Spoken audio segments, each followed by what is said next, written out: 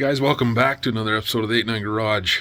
This one's going to be a little bit of a shorty, but I've noticed a lot of people asking this question around the internet, so I figured since I've fixed my issue that I would tell you guys how I did it. So if you have a Ford vehicle that has the capless fuel inlet, you know what this video is about already.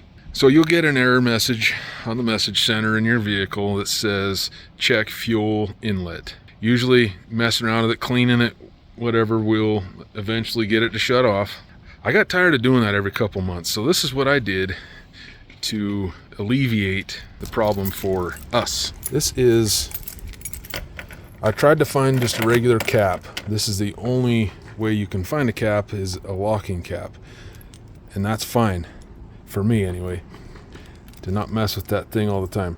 Basically what happens is this seal right here, it senses air being able to go around this, or even right here. These are made by Stant, MotoRad, a couple other places have them.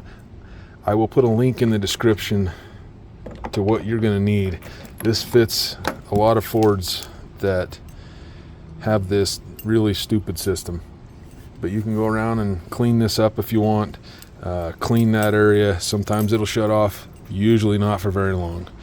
This, however, has been in here for 2 years. I want to guess that light came on 10 times before I found that resolution.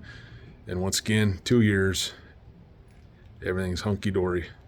So there is my tip for you guys this Tuesday, even though it's Friday for me. It's Tuesday for you. This method should work for the following vehicles in this list: